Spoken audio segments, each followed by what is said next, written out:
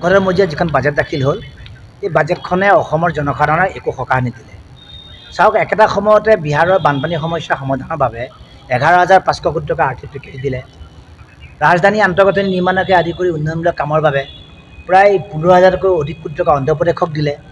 কিন্তু অসমৰ 2021 চনত এটা প্ৰলয়ংকাৰী বানপানী গ'ল। এটা বছৰৰ পিছত এতিয়া আমি 24 চনত এটা প্ৰলয়ংকাৰী বানপানী হ'ল।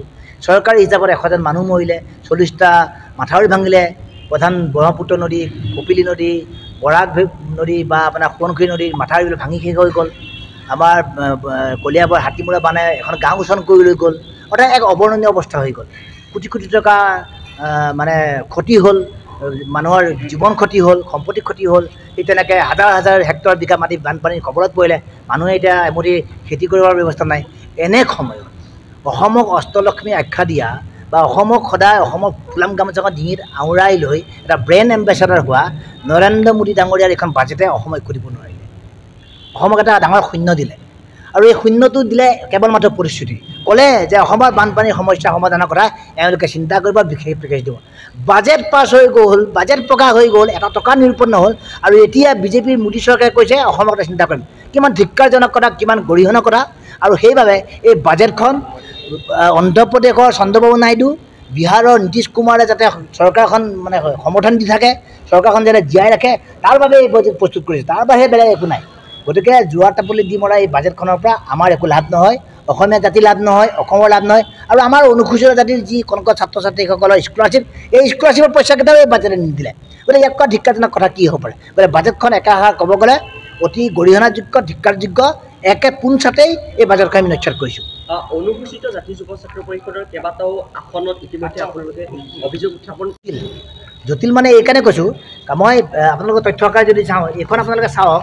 এইখন হ'ল আপোনাৰ 2022 চনৰ 1 আগষ্ট তাৰিখৰ দিনা অসমৰ মাননীয় মুখ্যমন্ত্ৰী ডক্টৰ হিমন্ত বিশ্ব শৰ্মা ডাঙৰীয়াই উদ্বোধন কৰা মিছন ভূমিপুত্ৰ পৰ্টেলৰ পৰ্টেল। এই পৰ্টেলৰ জৰিয়তে চিডিউল কাষ্টৰ যি চাৰ্টিফিকেট দিয়ে, এই চিডিউল কাষ্ট চাৰ্টিফিকেট দিওঁতে এটা সাংঘাতিক ধৰণে ইয়াত বিসংগতি থাকি গ'ল যে লিখিছে যে পিতৃৰ জাতিগত প্ৰমাণপত্ৰ নাইবা নিজ হাতে লোৱা প্ৰমাণপত্ৰ। এতিয়া পিতৃৰ জাতিগত প্ৰমাণপত্ৰ বা নিজ হাতে লোৱা প্ৰমাণপত্ৰখন জমা দিলেই এখন চাৰ্টিফিকেট পাই যাব। এইটো কেনেকুৱা ধৰণৰ কথা? আপোনালোকৰ এজন সাংবাদিক বন্ধুৱে ধৰি লওক 20 বছৰ আগতে এখন আপোনালোকে দেউতাকৰ এখন ৰিপৰ্টাৰ কাৰ্ড আছিলে, সেই কাৰ্ডখনকে দি পেলাই কৈছে যে মোৰ দেউতাৰ ৰিপৰ্টাৰ আছিলে। দেউতাৰ ৰিপৰ্টাৰ আছে না, তদন্ত হ'ব নালাগিব নেকি? ঠিক তেনেকৈ এতিয়া আপোনালোকক মই দেখুৱাইছোঁ এইজন লক্ষ্যধৰ ডেকা।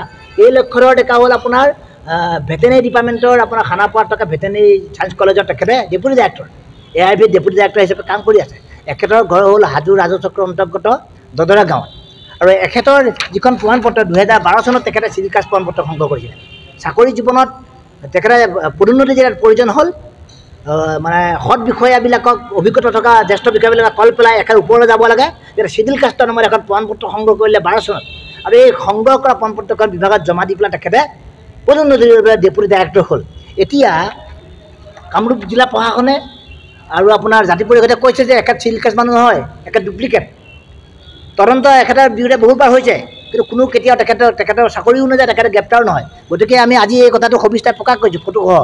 ঠিক তেনেকৈ এখেত অজিত কুমাৰ মেধি, এখেত হ'ল কামৰূপ জিলাৰে ৰামদিয়া মৌজাৰ আপোনাৰ মাজৰকুৰি নামপাৰা গাঁৱৰ তেখেত প্ৰয়াত চন্দ্ৰকান্ত মেধিৰ পুত্ৰ। খুব ভদ্ৰলোক দেই তেখেত, খুব নিজকে ভদ্ৰলোক বুলি কৈ ফুৰে য'তে ত'তে। আৰু হয়ো, কাৰণ তেখেতে মানে অধীক্ষক অভিযন্তা পৰ্যায়ৰ এজন বিষয়া, তেজপুৰ ৰুদচাকল তেখেতে চাকৰি কৰি আছে। কিন্তু তেখেত 2 নম্বৰী, এখেত 2 নম্বৰী, এখেত মহা 2 নম্বৰী। এখেতে জীৱনত অনুসূচিত জাতি মালিক সম্পদৰ চাৰ্টিফিকেট ল'লে। মালিক সম্পদৰ চাৰ্টিফিকেট লৈ পেলাই তেখেতে চাকৰি মানে পদোন্নতি পালে, চাকৰি কৰিছে, 93 জইন কৰিছে। কিন্তু জাতিগত প্ৰমাণপত্ৰ লৈছে 2005 চনত, লৈ পেলাই পদোন্নতি ল'লে। লৈ পেলাই এতিয়া তেখেত যে অনুসূচিত জাতি নহয়, এখন প্ৰতিবেদন আহিলে, ব্যৱস্থা কি হ'ব? এওঁলোকৰ মুখবিলাক দেখুৱাই দিয়া কাৰণ এটাই, এওঁলোক ভদ্ৰলোকটো সমাজৰ, এওঁলোকে অনুসূচিত জাতিৰ নামত 2 নম্বৰী পন্থাৰে চাৰ্টিফিকেট লৈ চাকৰি কৰি আছে। এওঁলোকক যে ফটোখন ৰাইজে নেদেখে, এওঁলোকক কেনেকৈ জানিব ৰাইজে যে এওঁলোক 2 নম্বৰ বুলি? মই সেই কথাটোকে ক'বলৈ গৈছোঁ। এই যে চাৰ্টিফিকেট লোৱাৰ সুবিধা পালে, কেনেকৈ পালে? এই মিছন ভূমিপুত্ৰ যে মন্ত্ৰী আমাৰ পীযুষ হাজৰিকা ডাঙৰীয়াই সহযোগিতা কৰিলে, মুখ্যমন্ত্ৰী হিমন্ত বিশ্বই মিছন ভূমিপুত্ৰ প্ৰদান কৰিলে। অৰ্থাৎ অনুসূচিত জাতি, জনজাতি আৰু OBC মানুহক নিষেধ কৰিবলৈ এই 2 নম্বৰী প্ৰমাণপত্ৰ দিয়াৰ মেচিনটো হ'ল যে মিছন ভূমিপুত্ৰ। হিমন্ত বিশ্ব শৰ্মা ডাঙৰীয়া আমাৰ অনুসূচিত জাতি মূৰ চুবালে, মূৰ খালে, জাতিটোক ধ্বংস কৰিলে আৰু ইয়াক সম্পূৰ্ণৰূপে আমাৰ অনুসূচিত জাতিৰ বিধায়ক, মন্ত্ৰী পীযুষ হাজৰিকাই সহযোগিতা কৰিছে। নিজৰ জাতিক ধ্বংস কৰা মন্ত্ৰী পীযুষ হাজৰিকা আৰু অসমৰ মুখ্যমন্ত্ৰী হিমন্ত বিশ্ব শৰ্মাক কোনো কালে কেতিয়াও ৰেহাই দিয়া নহ'ব, ক্ষমা কৰা নহ'ব। এওঁলোকৰ প্ৰতি সমাজে আৰু সময়ে বিচাৰ ল'ব। আমি মাথো এটা সংগঠন হিচাপে এওঁলোকৰ কথাবিলাক ৰাইজৰ মুখত দাঙি ধৰিছোঁ। গতিকে অনুসূচিত জাতি ধ্বংস কৰিছে, অসমীয়া জাতি ধ্বংস কৰা এওঁলোকক কেতিয়াও ৰেহাই দিয়া নহ'ব বুলি আমি ঘোষণা কৰিছোঁ।